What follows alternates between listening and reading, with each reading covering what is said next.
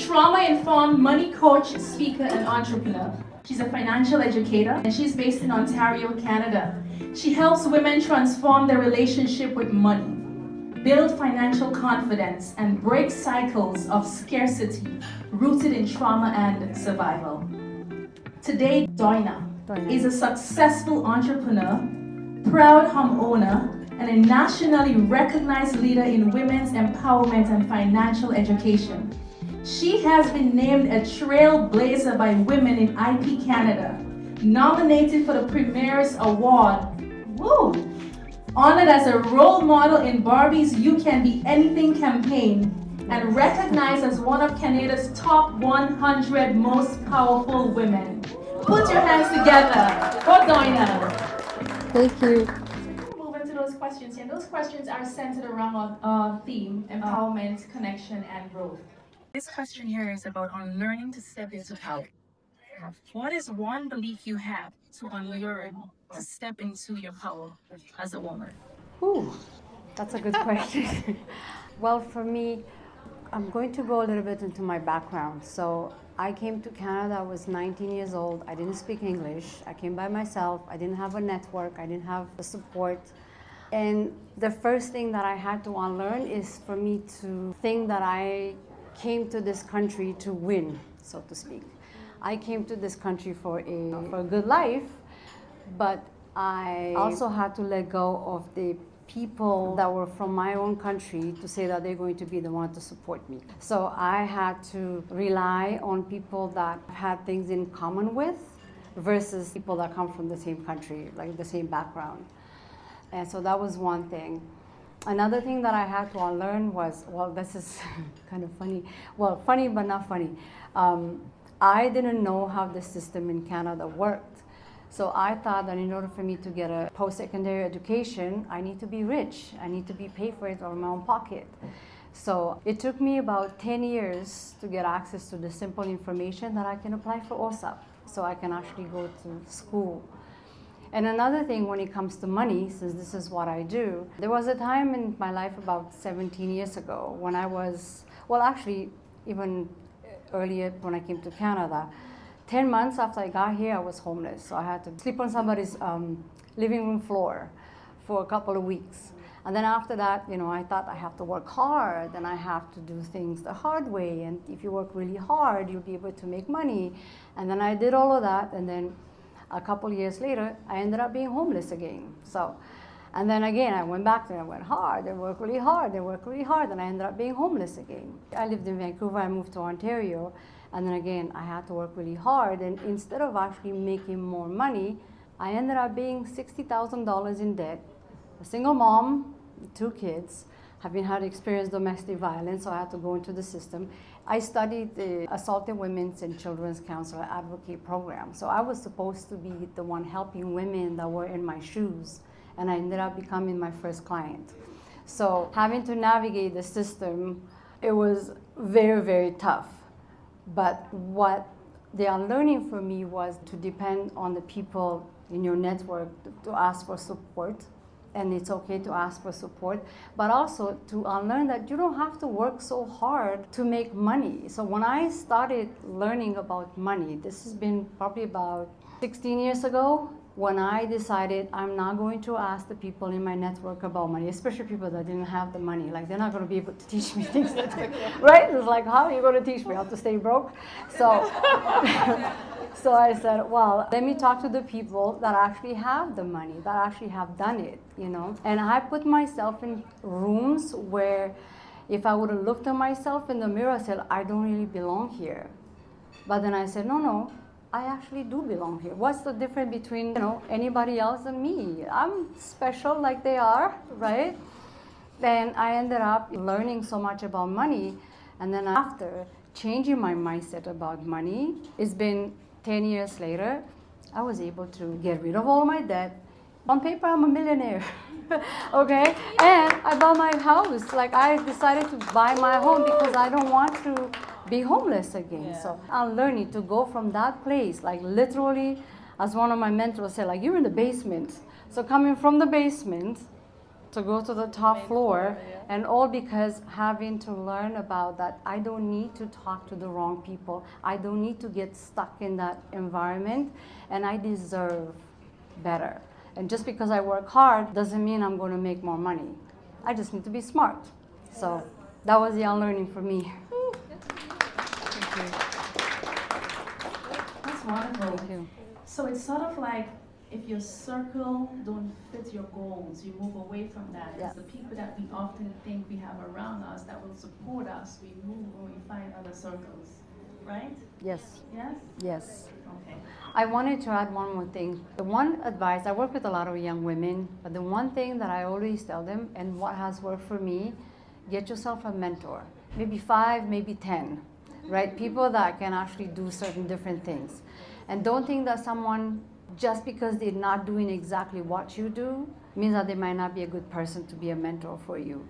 Because if they get to know you, because now it's not who you know, it's who knows you, right? So you want to make sure that they know you really well, and you be a good mentee, and you ask questions, and you show up, and you get to learn from them, and they will be able to open doors for you when you're not even aware that there's an opportunity that exists. And that has happened for me many times because, you know, I would show up at meetings. I literally asked. Like sometimes people say, like, how did you get this person to talk to you? I don't know. I reached out to her on LinkedIn and she said yes. But the worst I can say that they could say is no. So get yourself a mentor. Get yourself multiple mentors for many different things that you need. It might be a skill. It might be a mindset. It might be a, I don't know, something else about professionally, even personally. You need someone to talk to. And that's, I would think that would be the best thing. So thank you. So thank you so much for that. Doina, give us some advice on the money. Yes. We need that advice. Yes.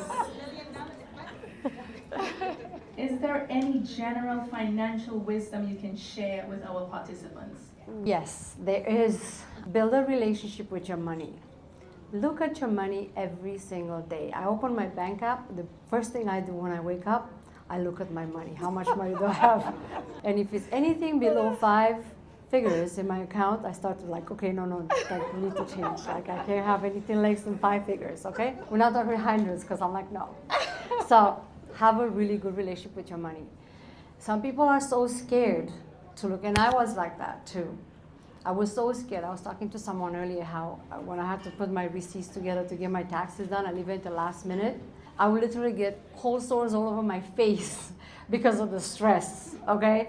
And I had to think about, why am I feeling this way? I mean, it's just spreadsheets and numbers. It's not that hard.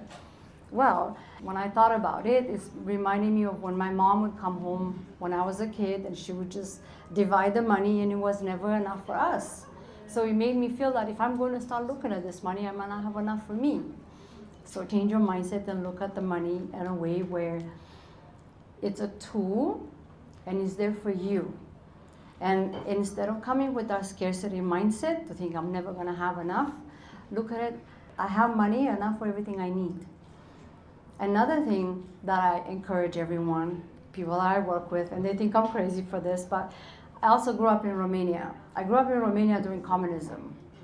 We didn't have lights. We had lights like 2 hours, lights and water, 2 hours in the morning, 1 hour for lunchtime, and 3 hours in the evening. That's it. And now, when I get my light bill and my water bill, before I pay the bill, I say thank you, because now I'm paying this bill, but I'm not paying it because, oh my God, I have this, paying this money, I have these bills to pay. I have electricity, so I want to say thank you to this company, because if they wouldn't exist, I wouldn't have lights on. I started this 10 years ago when I was broke, okay? I didn't have money. I didn't know how to pay my bills.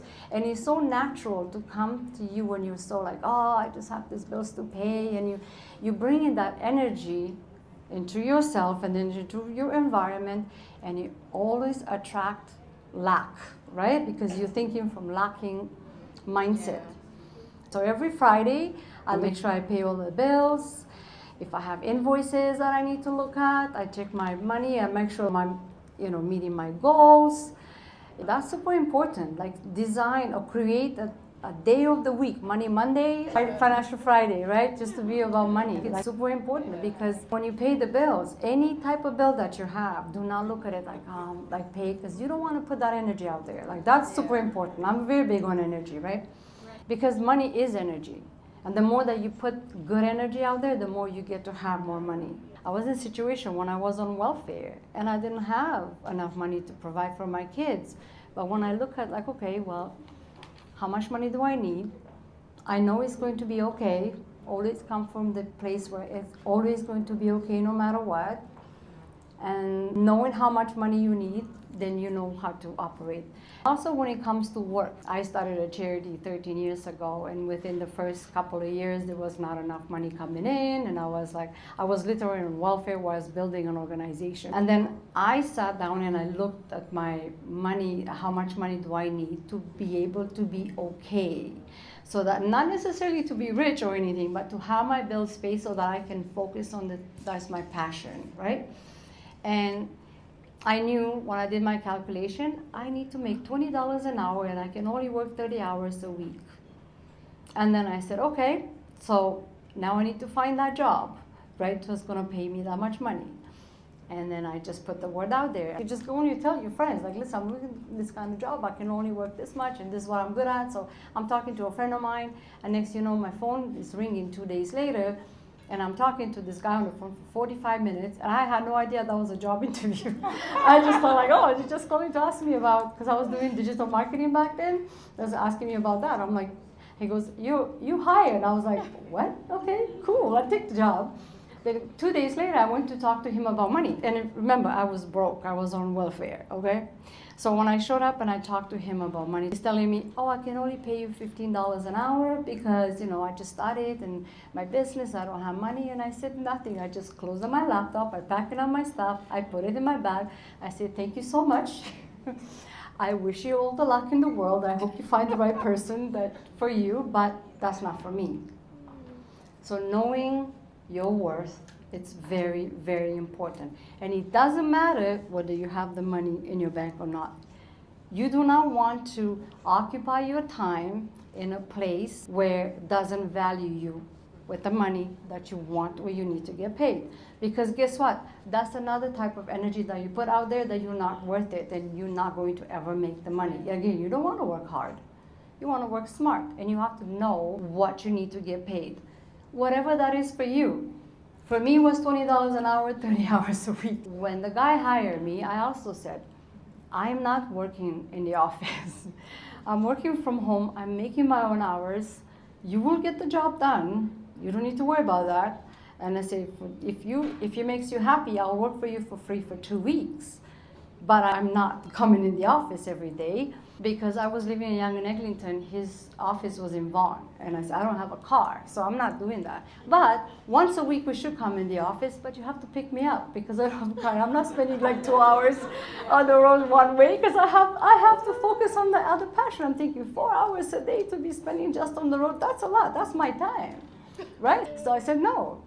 And initially he didn't, was like, oh, that's a lot. I don't think I can do it. He came back, yes, I'm going to hire you. At providing the value, because I knew I had something to offer. Again, you need to know what you have to offer, right?